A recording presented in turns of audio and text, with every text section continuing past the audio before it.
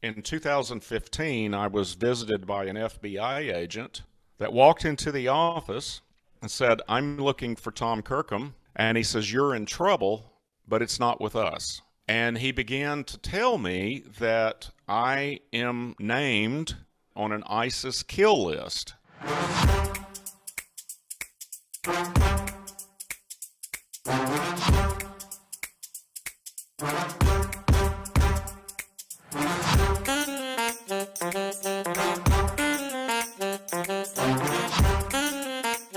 All right, welcome back, happy engineers. And Tom, so excited for our conversation today. Thanks for reaching out, for making time to be with me and all the happy engineers out there. Welcome to the show, man.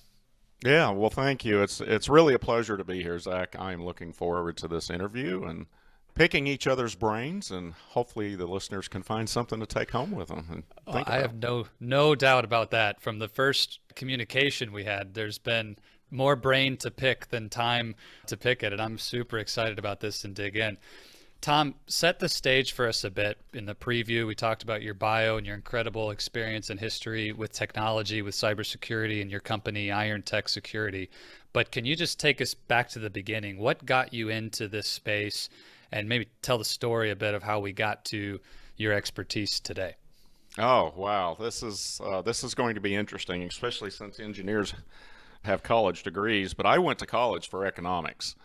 Oh, hold on. We're gonna have to cancel the interview, Tom. Economics. What? How is a cybersecurity guy an economic? I'm just kidding. That's interesting. So, econ, where at? Yeah, so economics, it made me a great macro investor. Okay. Okay. And so then the decades that I've been a nerd and been involved in technology and in either management or entrepreneurial or both, and we're talking about 40 years roughly, I specifically concentrated on the macro approach to investing in technology. So I went through the dot-com days, and to this day that I've dabbled in other markets, and I am totally abysmal at it. But I have been very successful at technology investing. But my first real job was in management at a software company. So I managed teams of software engineers literally all over the world. In fact, one team was in Ukraine, in Kyiv. Now, I had another team in Rochester, New York, and then I had a local team and a few others scattered here and there. But I was a designer, I wasn't a programmer. So it was my job to make the software visually appealing, easy to use, cut down the number, just make it really efficient for the user. So I got exposed real early on to the customer experience as they use the product and what's their hiccups, and really watching ways where I could identify things that need to be streamlined or things that need to be made more obvious. It's about creating a good graphical user interface, right? Yeah. Can And you tell us what that first product was that you were it designing was for? retail management software. We were the first ones to even really think about putting it on the Windows platform. If that doesn't date me, I don't know what does. That's So awesome. we were going into we had a DOS product, but we were going into the industry on an international basis, and we had no competitors that were anywhere near where we were in actually putting it on the Windows platform. So I did a lot of speaking about, yeah, you need to move this way, and no, no, no, it already works on DOS. We don't need graphical user interfaces, right? Mm. And of course, obviously that didn't play out. But during that period of time, I won some awards from Microsoft for software design. Even though I wasn't an engineer, I didn't code. Interesting. And the dot-com days caused that company to basically lay off practically everyone, me included. So I started my own IT management services. These days it's called a managed service provider. Yes. And then about 10 years ago is when I really started thinking about cybersecurity, because one of my quirkies is I have this interest in thinking like a criminal. It's not like I want to be one. Like, any good attorney knows how to bribe a jury, but they don't do it, right? That's what makes them a really good attorney. That's being able to think like that. And so I was always thinking about, how would I get away with robbing the bank across the street? Or how would I penetrate this company from a technology perspective? So I always had that knack. So I was driving our company to get more and more into security. And then In 2015, I was visited by an FBI agent that walked into the office and said, "I'm looking for Tom Kirkham. I'm so-and-so with the FBI," held his badge up, and he says, "You're in trouble, but it's not with us." And he began to tell me that I am named on an ISIS kill list. Now, you may remember around 2015, there were a number of ISIS kill lists that came out. Most of them were politicians, law enforcement, military, New York City metro area, Washington, right? There was one list during that time that was random across the whole nation. And it was because of a data breach. An American in Georgia, Augusta, had breached this database. She had breached that database, and she was part of the United Cyber Caliphate, which is, at the time, was ISIS's National Security Administration, or U.S. Cyber Command, and they were highly skilled. But she sent that in and said, "Make this a new kill list." And so that's what they did. Okay, and hold on. It really increased my passion for going into cybersecurity. No kidding. Just a little bit. Tom, take me to that moment. So it's like another day at work. You're in the office, not expecting this at all, and an FBI agent walks in the door, right, flashing their badge. What are you thinking initially in that moment? I mean, can you remember like the first thing, like what happened right there in that? Right. It was in July. I may have said May, but it was actually happened in July, and it was right around July 4th, and I can't remember what day of the week it fell on that year.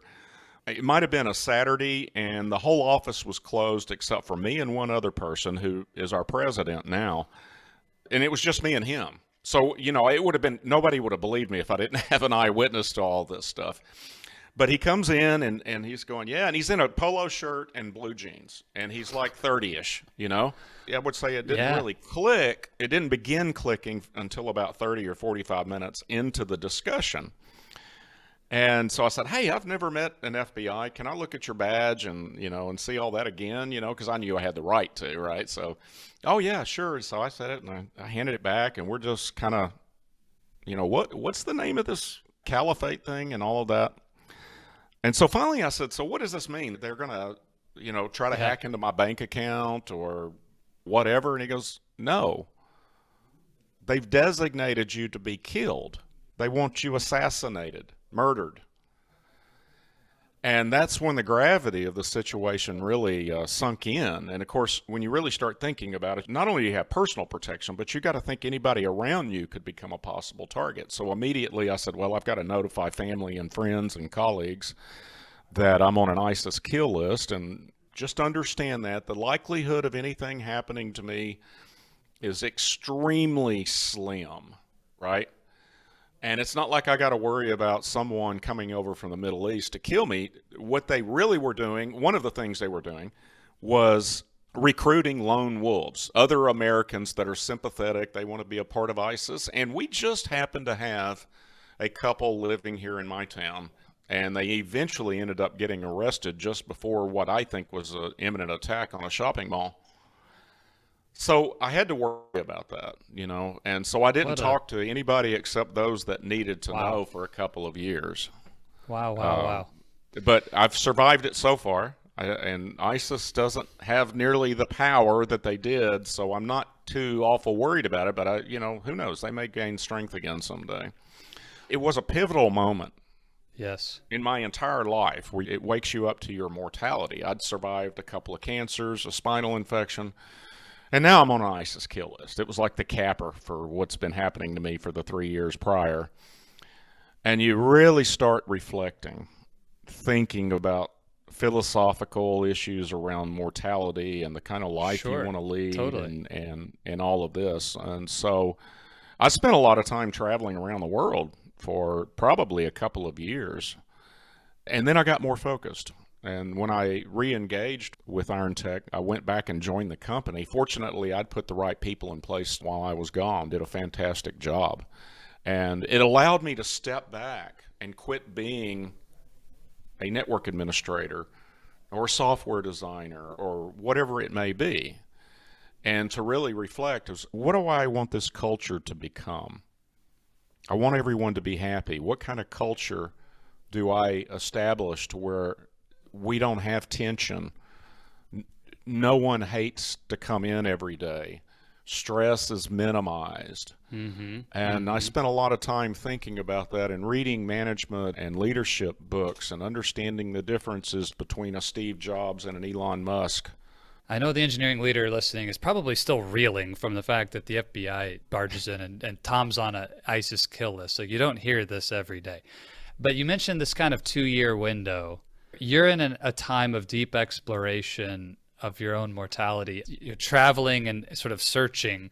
I'm kind of curious, Tom, what were you really after during that time? Or what did you find or discover about yourself in the context of your own mortality during those 2 years? Is there anything that stands out as like, this is how that time changed me? Purpose in life.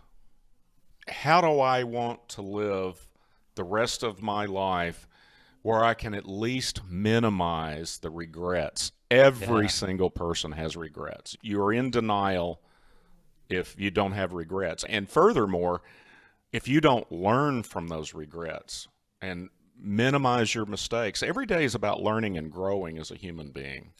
I continue to do that to this day. God knows I've got plenty of vulnerabilities and weaknesses and all of that. So one of the things about being a good manager and a good leader is identifying your own gaps. Audit yourself. You know, really, what are your strengths and weaknesses and other deficiencies? Because there's a very good chance you can add people to your team to complement those and to make that weakness as a leader a strength for the company. That'll make it better for everyone. Was there any moment, like you're traveling in the Himalayas or something happened where that purpose clicked or became really clear for you? And you mentioned you kind of came back with that renewed passion. Is there anything you remember during that window of time where you really felt purpose become clear and crystallized for you? Wow. Jeez, that's a good question, man. I think it became clear on my trip to Venice. I think I went to Barcelona and Venice on that trip. And I think the sheer beauty of Venice, and of course you get to marvel at the engineering of the bridge over the Grand Canal, Rialta, I think is what the name of it is, and just get marvel at that and how the city functions with, there's literally no cars on the island, there's no roads, and everywhere you walk, there's steps because you're walking across canals. So when you get off the bus at the north end of the island and your hotel is on the other side of the island, guess what? You're dragging your roll around up and down steps across canals probably 10 times just to get to the hotel. So it becomes a lot of work. And the people there fascinated me. They're from all walks of life. You can tell it's one of those places that is better off because of people from all over the world live there. And I love being in those environments. And those are special whenever you get a chance to be, you know, what you think, these are my people, right? You realize there's really no difference in people, but everyone knows what I'm saying. You know, there's a group, your group of friends, your peers you spend time with. You're on some sort of intellectual or spiritual connection, or you have common interests that you can talk about for hours. And I think it was right there. The short answer to your question, there was no specific thing that I had an aha moment. It was an evolutionary. I'm a slow learner. I'm one of these people that I learned from Elon Musk is to approach things from a first principles standpoint. Yes. And so because of that, and I never knew why I was a slow learner. I'm not joking about that. I'm a very slow learner.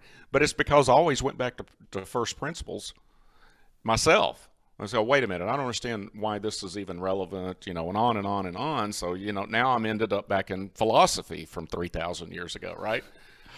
I love that, though. Yeah, just the willingness to have a non-linear path to your own learning and discovery. There's no flash bang, purpose became crystal clear. It was just an evolution for you. I think it's good for people to hear. Sometimes we expect these brilliant aha moments. You hear testimonies from other, you know, amazing leaders on our show or other places, and it's like, oh, I haven't had that experience. And so it's really cool, Tom, to hear you say, you know what, it just required me to walk the journey a bit, and it happened. You know, I realized here it is. So Maybe that's a good transition, Tom. You first principles, you came back with this renewed vigor around the importance of cybersecurity as a victim of a breach and really changed your life. So where did that take you, and what is the things we need to start digging into around cybersecurity today?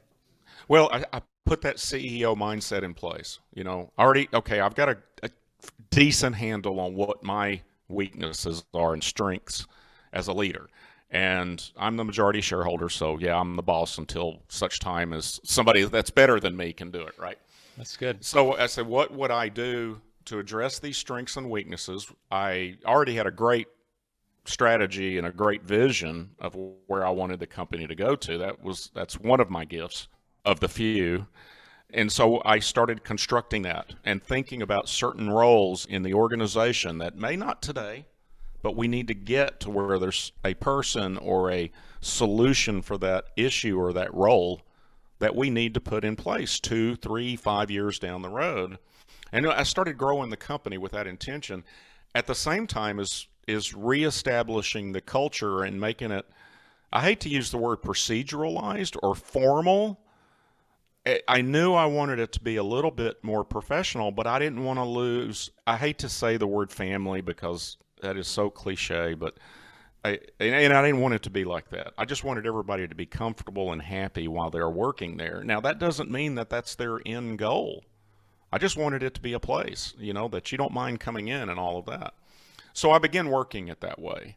And it's really started to gel, I'd say, in the last 3 years or so. It's really starting to come into play. I've actually reached a point where we don't have any serious missing roles. Now, we still got a lot of work to do, but there's not any serious roles that are missing, and we're addressing a lot of things. We're super client focused, ethical. Of course, if you're in this business, you got to be ethical and all of that. We continuously run client surveys, and they're all 99, 98% positive. In my whole life, retail management all the way through today, retail management software, I'm talking to small to medium-sized business owners. So I've seen a lot of different scenarios. You could probably walk into an engineering firm, Zach, and you can just feel the vibe. Oh, this is a good vibe. This is a bad vibe. There's a lot of tension around here. You sense those things and you pick up on them. And I really started thinking about that over the years. So this is really interesting. We framed this like, Tom's got a zone of genius around cybersecurity, and you came back from your trip. And my first impression, like if I was going to guess what you would say, is like, well, I started digging in and studying and developing new tech around cybersecurity, et cetera, et cetera. But everything that you're talking about so far revolves around setting the culture and leadership and this piece. And that's awesome. But it's also unexpected for the technical focused engineering mind in me. It's like, what's going on there? So connect the dots then. How did you find such an important connection between what the leader at the top is doing versus the actual work and impact that your organization is making in the world right now with cybersecurity and technology? Well, I was never out on the bleeding edge of technology, like taking code and making it do something that's never been done before, like big data, like Splunk, or a friend of mine, the CEO of Cribble. That's a big, huge data company. He's got that genius in the technological component. My experience has always been, I can find good network engineers. I can find good software engineers. My role is more of a strategic role, right? That technical component is an operational role. And one of the reasons why you establish a really great culture and less tension is you make them excel in their role, in that technical role as an engineer or whatever it may be. That nurtures that resource. And of course it's a person or whatever it may be, but it nurtures that resource, and you're setting the scenario. You're setting everything in place to where it's not, as a leader, it's not my fault if it doesn't succeed. And sometimes it is. I have to go back and say, what went wrong here? But I can tell you that as a long-term strategy, and you have to work at it every day, you've got to walk the talk, set the tone at the top. you will get the best out of your people and they will be the happiest for it. You know, what do engineers want to do? They want to build stuff, or they want to engineer software, or you know, mechanical engineering, and it's got an art to itself, right? You know, you can do the mathematical calculations on whether this beam can handle this load and all of that kind of stuff, but when you put it all together, it's really a thing of beauty. And if you've taken all the stress and the tension, and it's well managed, and it just that gives them the ability to be free. I guess it's a little bit like going to Venice for a week, right? There you go. I love that. Yeah. Do you think, Tom, that your ability in this way is benefited by not being an engineer in your original training and degree, and being able to be separate from the technology in some capacity? Or would you say, you know what, it's really not about that. Anybody can develop and be the kind of leader that you are? I think anybody can get the training. I think it's a big mistake not to think that you can develop the skills to be a good leader, or especially a good manager. I think managing is much easier for engineers. And I draw that distinction on purpose because, you know, a good manager may not be may not be thinking about culture, but he is making the right business operation moves, right? And hiring the best people and things like that. It gets back to really and truly, management is operations and leadership is strategy. And I kind of forgot what your question was. So no, I'm just curious if, you know, you have that economics degree that we right out of the gates, like, didn't start as a software developer, you know, and so I was just curious, like, is there something there that you think gave you an advantage, or you'd say, no, it really isn't about that? Maybe because it's a dismal science, it set my expectations so low that I couldn't help but you know, do something funny. Else with, you know, just wondering about stuff. I don't know. I really regret it. I went back to school 3 times. My business got in the way, my job got in the way, and I never was able to complete that degree. I'd still love to be writing economics books, and I was fortunate enough to be exposed to some instructors from the Chicago school, and so I mean these were very talented. Probably went on to win Nobel Prizes, but certainly Chicago did. You know, so. Well, so before we were recording today, you said something that I thought was really important. I want to make sure that we give you a chance to share it with the engineering leaders out there listening about how this aspect that you've been describing, how you came back and focused on really leading the strategy, becoming the culture driver, the true CEO, the visionary, and how that type of leadership is essential in cybersecurity decisions and the outcomes that happen in our organizations. So now for every engineering leader out there, it's like, this is why it's so important to become this person and or to encourage your leadership in your organization. So would you describe that relationship that you shared with me earlier, and why it's, you know, ultimately the leader's responsibility to protect the organization when it comes to these cybersecurity issues? Yeah. Okay. First of all, the vast majority of the population vastly underestimates their risk of being attacked. And some of these attacks are catastrophic. You know, they can put your firm out of business. You could have a week of lost productivity.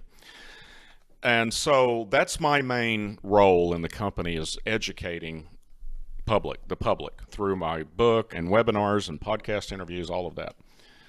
And what I frequently see is, you know, it's real easy to make a management decision to say, okay, I'm convinced we do need to up our cybersecurity game. But then in certain industries, because we cover more than engineering, in certain industries, I see the head guy or the top 3 partners in an engineering firm, they just exempt themselves. They're exceptions to the security rules. And they're not setting the tone at the top, right? They're going through the motions. So that was a great management decision. And this is where companies, they really end up implementing halfway measures. But when you realize that over 90% of the breaches is because of a non-malicious employee let the hackers into the organization, it's not a technical problem to be solved. You know, we can put all these wonderful new technologies on there to get you to where it's a, 0.00% chance you'll have an attack. And everybody's got their own risk profile. But when you understand that 90% of breaches are a people problem, and you're not setting the tone at the top, you're not really addressing what the vulnerability is. That's the difference between a good leadership and a good manager. One of the many, many things. Sure. And that's, I just see it fail so many times that an owner just says, okay, we've got to get better cybersecurity. They'll go to their IT guy, which that's like going to a cardiologist if you need brain surgery. Okay. They're both highly skilled, but they got their specialty. I'm not going to go to a mechanical engineer to build a highway for 50 miles, right? Or design a highway for 50 miles. Yes. Okay. So you need to think that way. Cybersecurity versus IT, they truly, truly are two different specialties, and there's a lot of nuances even within those two high-level groups. So what do? You get a cancer diagnosis, or you're just going to do whatever the GP says? Your primary care provider? No, you're going to go to an oncologist, I hope, or some other specialist that's familiar with that. And that's what makes you a good leader. Once again, it goes back to understanding, in most cases, you don't know what you don't know. And by consulting with skilled people that know it, at least you know more about it, and you can understand what the risk to your firm is and the risk to all of your stakeholders. If you get breached, it's not just your firm. It might personally affect your employees, especially if you go out of business, but what if their medical records get stolen? You may be a threat vector for whoever you're working for, who the vendor is. If you work for state or federal government or Fortune 500 company, whatever it may be, you could end up causing them a problem. Mm-hmm. And it's really just the cost of doing business, but more importantly, it's just the right thing to do. You have to think, and if there's another thing that I like to talk about is stakeholder capitalism. Things have changed in the last 20, 30 years, as society always does. Sometimes it stays the same too, but it's really more of a stakeholder capitalism environment. It's no longer shareholder capitalism. It's not about the shareholders, and that's the number one thing. Like who's at risk here? You don't want to forget anybody. Interesting perspective. You mentioned, hey, we grossly underestimate the risk, and you're hitting on some of the things that can happen if a breach does occur. And I think especially for engineering leaders, we can wrap our heads around that. But would you just share a little bit about this underestimating? Like, what is the real risk? I don't know if stats are just explaining how to reframe really what's happening out there when it comes to data breaches and or other forms of cybersecurity attacks. Like, what is the risk? You have to understand there's thousands and thousands of cyber attacks on the United States every single day. And the vast majority of attacks are not targeted attacks. Now, Colonial Pipeline, that was a targeted attack. JBS, that was a targeted attack. But the majority of them, and probably most of the listeners, but it doesn't matter if you're a Fortune 10 company, okay? Ford Motor Company, JBS, they're all vulnerable, and they're more prone to a targeted attack. But the majority of them are done by bots, and they're done at scale. It's a one-to-many con. They're blasting out 100,000 phishing emails. We do a lot of work with law firms. They're blasting out 100,000 phishing emails to everybody that's a member of the New York State Bar Association, okay? All they're thinking about is conversion rates. Well, oh man, if just 1% pays a ransom of average of $10,000, that's a $10 million payday. Just 1% conversion rate. They never even know or care who's paying the ransom. At no point, the whole systems are automated.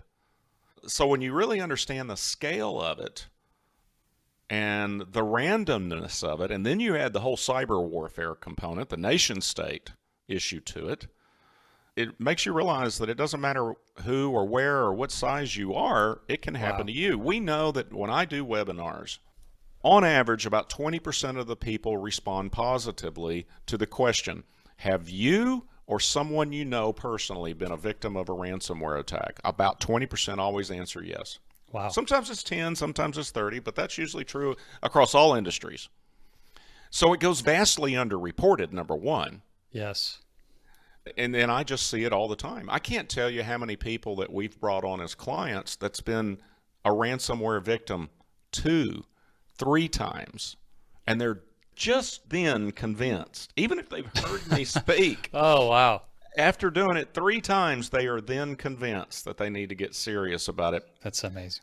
Yeah. So most engineering leaders are familiar with the general idea of cybersecurity and what's going on here, but I don't think it's been focal point, to your point, the oncologist versus the cardiologist kind of conversation.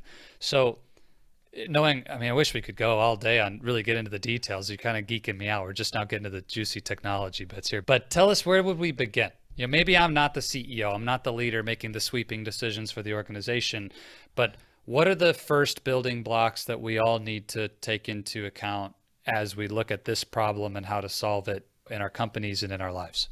Well, Zach, you mentioned that you're not the CEO. But I do want to say that if you are the CEO, you have to get this basics of knowledge of the true scope of the risk. You've got to understand what the risk to the firm is, because when the 6 o'clock news comes knocking on the door wondering why this $500 million engineering firm suffered a major breach that's building some sort of $10 billion project, you're the guy that's going to have to explain it. Now, we deal with CIOs and IT directors because they understand they don't have the skills and the expertise, and they're not really familiar with the dark parts of the internet and all of the different ways that you can be exploited and conned and manipulated, engineered, socially engineered, right? And they don't have time to learn it because they've got to keep everything running. They've got an IT job, and they just treat it as a role, right? Now, as an individual, be more cognizant of just little simple things like don't reuse credentials. 90% of the population uses the same set of credentials on their email as they use on their bank account as they use on Facebook. Well, if any one of those gets hacked, they're all compromised potentially, because the first thing a criminal hacker that specializes in that hack, the first thing they do when they get a set of credentials for anybody, and this is all done at scale and automated too, by the way, is they start hitting Chase Bank, Citi Bank. It may be a set of email credentials, but they automate these attacks on Chase to see if they can get into the bank account or to get into Facebook or vice versa. We're seeing a big increase in business email compromises where they've gotten into your email and they can impersonate, and say you're sending an invoice out for $150,000. Here's the banking information. They will intercept that email, change the bank account and routing number, and the money will end up going to the wrong place. And now they're it. And that's a bad place to be in if you're a business and you've accidentally wired it to the wrong account number and wrong bank. Yeah, big time. So, I mean, Thomas, if somebody's feeling like I'm feeling like, hey, okay, I'm hungry to get some information here, like, where do we begin? What's the places, the resources to, maybe we're not going to become cybersecurity gurus overnight, but what would you encourage someone to do first if they want to take action on what you've shared with us here? Well, I don't have any intentions of becoming a civil engineer overnight either. You just don't. No one person has the ability to be an expert in everything. The more you learn, the less you know. Totally. Hopefully you feel that way. The more you learn, the less you know. True story. And I mean, if you're going to get serious, you really need to engage like an IronTech company, a managed security services provider. Don't think the IT firm, if you're outsourcing your IT to say an MSP or even your own staff, don't think that they fully comprehend things like a NIST cybersecurity framework. They don't know the latest EDRs, and I know I'm throwing out acronyms that you may not know, but these are the telltale. This is how when I talk to an IT staff, I go, what are the top 2 EDRs and why? Or have you ever done a NIST compliance assessment? Generally speaking, no. They just don't work in that part of the industry enough to even understand it. It's not do-it-yourself any longer. Yeah. I mean, it's just not. You've got to go to the experts to really understand it. And you can just engage them with advice. You can get a vulnerability scan done on your network. You can cut your risk in half to your entire firm if you implement continuous cybersecurity awareness for everyone in the firm. That'll cut your risk in half. Wow. 50% of your risk is gone. That's awesome. Yeah. I like it connects to what you said earlier, what 90% of these breaches are people problems, not technology problems. So that makes a ton of sense. Yeah, but then you got to remember, you've still got the people problem, because these guys that do the psychological manipulation, they're good. You know, the days of broken English, misspelled words, bad graphics on these emails, I get a chuckle when I see one because they're so rare anymore. I mean, they can fool me. You know, we simulate phishing attacks in our company every week, and there's only one person that's got a 100% score, and I'm not him or her. Oh, wow. I've been fooled. And it's something that I'll be working on my Google security settings, and it just so happens that I get one of these simulated phishing emails that saying, hey, your Google security settings changed. And I'll click on it, and the next thing, I've got a 2-minute training video on why I fell for it. Oh my goodness. I'm inspired by that, and truly, humbled by the reality. Like, here Tom is operating in his zone of genius in cybersecurity and still falls for the attack. So I think we all need to take that seriously. And I'll say it, you shameless plug for IronTech and Tom's organization, but you do engage with a professional. For the engineering leader out there, or ask your CIO, your leaders, to make sure that they're taking the appropriate action with the appropriate specialists in this way. That's amazing. Tom, I know if we could go all day. You have a wealth of both wisdom and experience to share with us, but to wrap it up for now, until next time, I always end in the same place. What you've shared really aligns with the fact that, great engineering, great coaching, great leadership has in common that we want to ask better questions if we want to get better answers in life. So let's ask great questions. And I'm curious for you, if that engineering leader who's been hearing this conversation, really does want to lead well, make a big impact, and make great decisions, what would be the question you would lead them with today?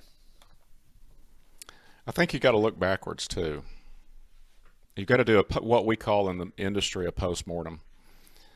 And what went wrong? What were the defense mechanisms that failed? And 90%, there's going to be a human that failed. But then there may be technical defensive controls, or maybe the response by the security team could have been better. And then to learn from those mistakes, because you're constantly uncovering weaknesses in your own organization, and maybe even others, that you can help them with. What went wrong? Whenever something does go wrong, and it always does, you spend time and reflect on what went wrong and fix it. That's it. Powerful. I love that, Tom, because it's not just for our cybersecurity issues. That's anything in life question. What? Yeah, and I'll tell you this: if you ask that question to your team and they get defensive about it, you've got two things wrong. You've got whatever it is that you're talking about, but your culture and your tone is not set right, because the culture itself is not going to be able to honestly apprise the situation and say, this was my failure, or we didn't have the right procedures over here, or it was an external vendor. I mean, and you don't want to do it with excuses. It's real easy to say, oh, it was an external vendor. Well, why didn't we intercept that? It's like a plane crash. There's 7 or 10 or 15 different things that all conspired together to crash the plane. There's always a chain that can always be improved. I love it. Tom, thanks so much for this. And I know the engineering leaders out there who've been listening are going to want to connect with you and get more information, maybe reach out to IronTech. So where can we go if we want to understand more about you and the amazing work you're doing? Well, the website's real easy, IronTechSecurity.com, just like it sounds, all one word. My personal website is TomKirkham.com, and I do speaking engagements and keynotes and things like that. If you guys, any of you, are part of an engineering society, and you can sign up to be notified of my books.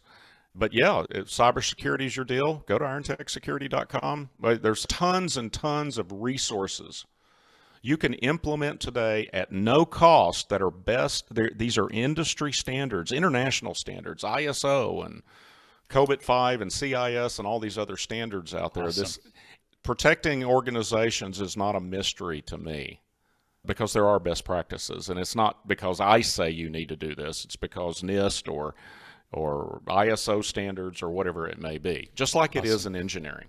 Awesome. I hope everybody will take action on that quickly. Go out, check out Tom, check out IronTech and their work, Tom's books, etc. All those links will be in the show notes. You know where to find those. You can click there on your device or go to thehappyengineerpodcast.com. Tom, thanks again for making time for this. It's been awesome. Yeah, thank you, Zach. I really enjoyed it. You do an excellent job, and just keep it up.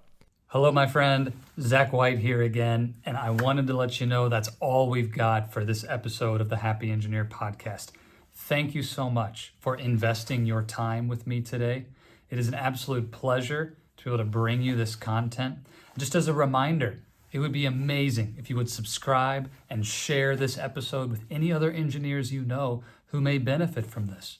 And if you're like me, I hope that you'll take some notes and, more importantly, take action. In our audio version of the podcast on Apple Podcasts and any place that you go to find podcasts, there's a little more content from me about this episode in the debrief. If you really want to hear about how to put this into action, I'd encourage you to go grab that. But thank you for joining us for the video version of our interview today. And again, can't thank you enough for helping us to get the word out about the Happy Engineer Podcast and what we're doing. If there's any way we can serve you, would love to do that. Go find us at oasisofcourage.com or reach out to me on social media at Oasis of Courage. And don't forget again to subscribe and click the bell to have notifications of upcoming releases of new episodes of the podcast. As always, I want to leave you with this. If you stay in your comfort zone, you're not going to grow. So let's crush comfort, create courage, and let's do this.